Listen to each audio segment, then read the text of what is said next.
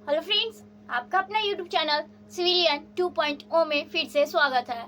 मैं आपके लिए फिर से एक छोटा सा वीडियो लेक्चर लेकर आई हूँ जिसमें कि हम वेद उपवेद के बारे में सारी बातों को जानेंगे। दोस्तों, ये वेद और उपवेद हमारे क्या है, ब्रह्म ग्रंथ का क्या है, एक भाग है। ब्रह्म ग्रंथ में बहुत सारी चीजें आती हैं, जैसे कि वेद हो गए, उपवेद हो गए, उपांग हो गया, वेदांग हो गया। ये सब किसके अंतर्गत आते हैं दोस्तों? तो ये ब्रह्म ग्रंथ के अंतर्गत आते हैं। तो सबसे प्रमुख ब्राह्मण ग्रंथ बोला जाए तो कौन सा है दोस्तों? ये वेद ही क्या है, हम लोगों का ब्रह्म ग्रंथ है। क्या है? ब्रह्म ग्रंथ है। तो ये आपके सवाल पूछे जाते हैं कि कौन से इनमें से ब्रह्म ग्रंथ है जो क्या है सबसे प्रमुख है, तो वो कौन होगा? तो वेद। ठीक है। नेक्स्ट दोस्तों, ये जानेंगे हम कि ये अगर हम लोग पढ़ रहे हैं तो रीजन क्या है। तो रीजन ये है कि आपको क्या चाहिए, सिलेक्शन चाहिए। और सिलेक्शन के लिए यहाँ से भी आपके प्रश्न पूछे जाते हैं। ये प्राचीन काल का क्या है, एक प्रमुख भाग है, पढ़ना है हम लोगों के लिए। हम लोगों को इसमें पूछे जाते हैं कि अलग अलग वेदों में कितने सूक्त हैं, कितने ऋचियां हैं। जैसे ऋग्वेद में क्या है, सबसे ज्यादा ऋचियां हैं, जिसके कारण इनका नाम क्या रखा गया, ऋग्वेद रखा गया। वेद त्रयी क्या होता है, तो इससे आप देखेंगे कि प्रश्न बनते हैं। तो एक दो प्रश्न के लिए हमें ये बात भी जानना जरूरी है कि वेद वेदांग ये सब होते क्या है, उपवेद क्या है, इनके कौन कौन से ज्ञानी है, किन में किस बारे में बात की गई है। जैसे अथर्ववेद की बात की जाए तो वो क्या है दोस्तों, उसमें भूत प्रेत जैसी बातें बताई गई है। उसका नेक्स्ट सामवेद में बात की जाए तो संगीत से रिलेटेड जितने भी चीजें हैं, जैसे कि संगीत में आप सुनेंगे 7 स्वर होते हैं जो आप लोग हमेशा सुनते हैं कि स रे गा मा प ध नी। ये क्या है, 7 स्वर क्या है दोस्तों, सामवेद से है। नेक्स्ट अगर बात की जाए यजुर्वेद, तो यजुर्वेद में क्या है दोस्तों, तो जितने भी युद्ध या कर्म कांड के बारे में चर्चा की गई है तो सब क्या है दोस्तों, यजुर्वेद में चर्चा की गई है। अगर ऋग्वेद की बात की जाए तो इसमें क्या है, सबसे ज्यादा रुचि कहाँ है, इसमें क्या, गायत्री मंत्र आप सुनते होंगे या फिर आप पूजा करते होंगे तो हर जगह गायत्री मंत्र आपको सुनने को मिलता होगा।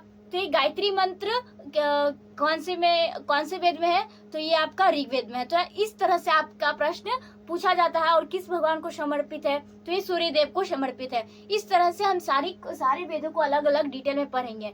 लेकिन अब हम यहाँ से एक एक करके शुरू करते हैं कि वेद क्या होते हैं और उनके कितने वेद होते हैं, उनके उपवेद क्या है, इनके ज्ञानी कौन है, इन सारी बातों को हम जानते हैं।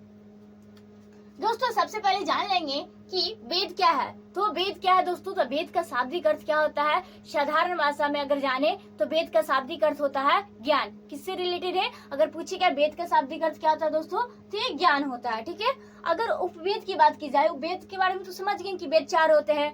अगर उपवेद की बात की जाए तो उपवेद क्या होता है, तो हम लोग वेदों को आसानी से पढ़ने के लिए, समझने के लिए उपवेद की रचना किए हैं। क्या किए हैं, उपवेद की रचना की है। तो वेद और उपवेद आपको समझ में आ गया होगा। जैसे क्या करते हैं आप लोग, कोई चीज नहीं समझ में आता है तो उसको क्या करते हैं आप लोग, उसको कुछ अलग तरीके में तोड़ तोड़ कर लिख कर पढ़ कर समझते हैं। उसी तरह से क्या किया गया है, वेदों को भी क्या करके समझने के लिए एक अलग रूप दिया गया है जिसे हम लोग उपवेद कहते हैं।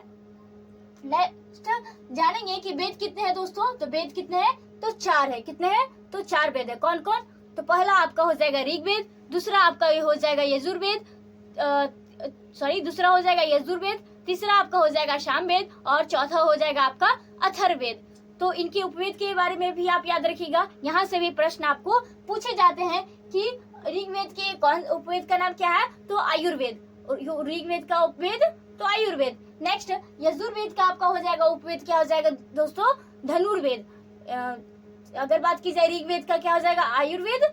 अगर यजुर्वेद की बात की जाए तो क्या हो जाएगा, धनुर्वेद। नेक्स्ट बात करेंगे सामवेद का आपका हो जाएगा गंधर्ववेद। सामवेद का क्या हो जाएगा, गंधर्ववेद। और लास्ट अथर्ववेद का उपवेद क्या हो जाएगा दोस्तों, शिल्पवेद। तो ये चार आपको ये 8 नाम याद रखने होंगे। ठीक है। नेक्स्ट इसके एक एक करके जानेंगे कि अगर वेद के ज्ञानी कौन है और उपवेद के ज्ञानी कौन है।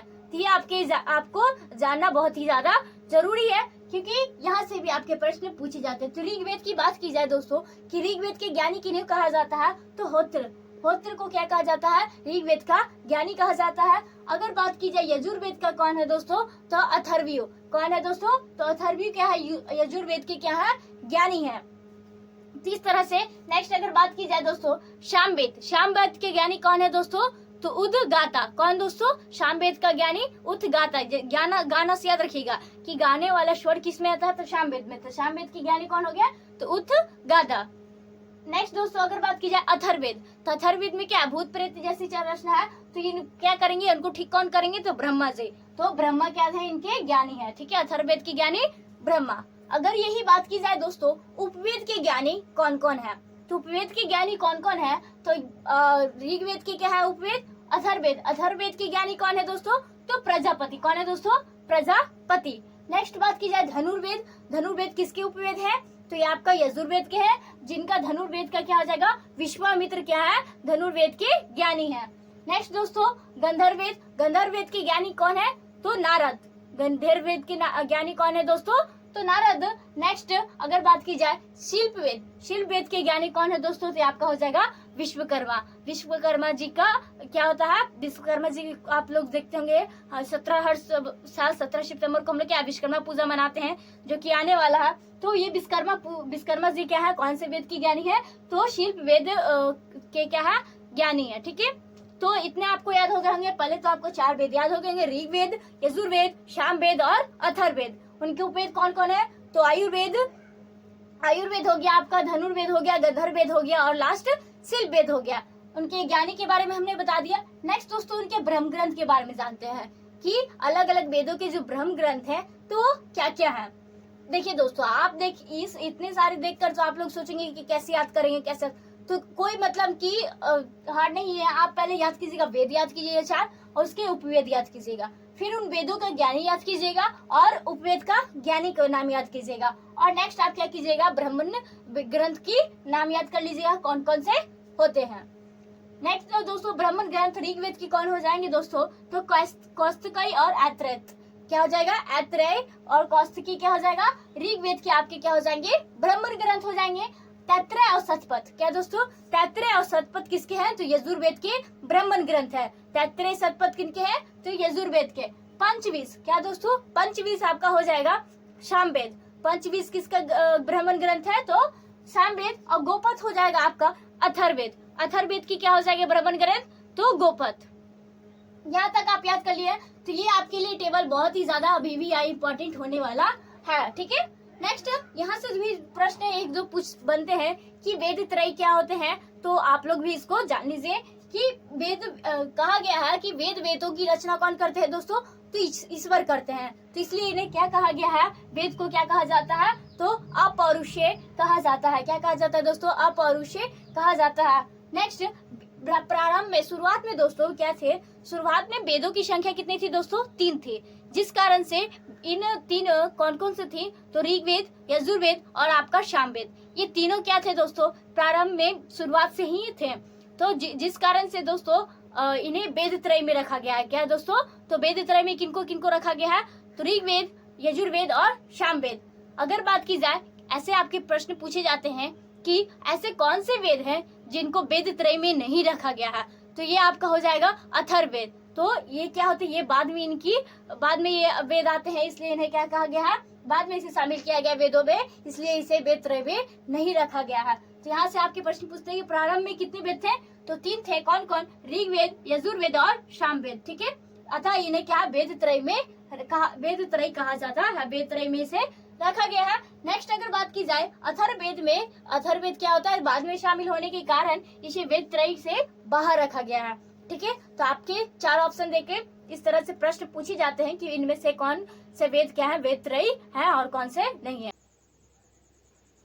तो दोस्तों हम नेक्स्ट आगे ऋग्वेद के बारे में जानेंगे। तो एक एक करके हम सारे वेद को बारे में हम बताते जाते हैं, तो समझते जाइएगा। ऋग्वेद से भी आपके बहुत सारे प्रश्न पूछे जाते हैं। तो सबसे पहले ऋग्वेद, इसका नाम क्यों पड़ा है? 4 वेद होते हैं, कौन कौन? तो ऋग्वेद, यजुर्वेद, अथर्ववेद और एक क्या हो जाएगा? सामवेद। तो ये ऋग्वेद है, इनका नाम ऋग्वेद क्यों हुआ?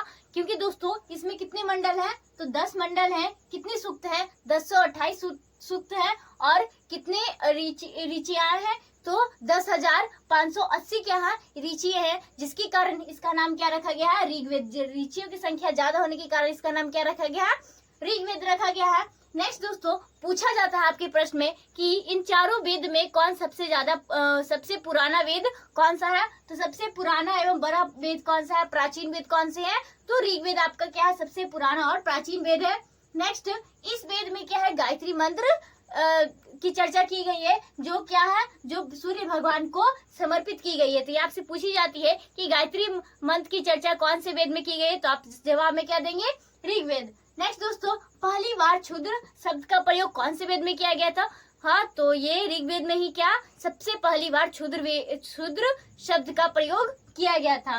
नेक्स्ट दोस्तों, ऋग्वेद में 7वां मंडल होता है, जो क्या होता है, सबसे पहले लिखा जाता है। सबसे पहले कौन सा मंडल लिखा गया है, तो 7वां मंडल। अगर बात की जाए सबसे अंतिम में कौन लिखा गया है, तो पहला और 10वां जो है अंतिम में लिखा गया मंडल है, तो अंतिम में लिखा गया। नेक्स्ट दोस्तों, जो 9वां मंडल है उसमें क्या है, तो उसमें सोमदेव की चर्चा की गई है। आप सोचेंगे सोमदेव क्या होते हैं, जैसे इंद्रदेव होते हैं, वर्षा फैलाते, वर्षा जो कहते हैं कि वर्षा का देवता इंद्रदेव होते हैं, जो बारिश करते हैं। उसी तरह से दोस्तों सोमदेव किसको कहते हैं, जो जंगल की देवता को क्या कहा जाता था, सोमदेव कहा जाता था। इस जंगल के देवता होते थे, सोमदेव क्या होते हैं, जंगल की देवता होते हैं।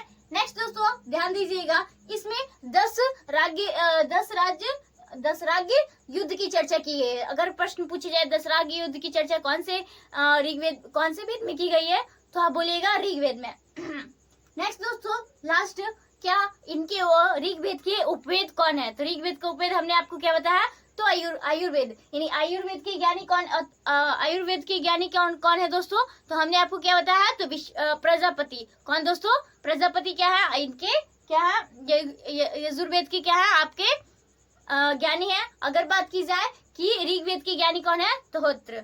तो दोस्तों आज का वीडियो हम यही रखते हैं, तो नेक्स्ट वीडियो लेक्चर में हम बाकी के 3 जो वेद है और आगे जो भी चीजें वेद से रिलेटेड है या फिर वेदांग हो गए, 3 चीजों के बारे में हम आपको नेक्स्ट वीडियो लेक्चर में आपको हम प्रोवाइड करा देंगे।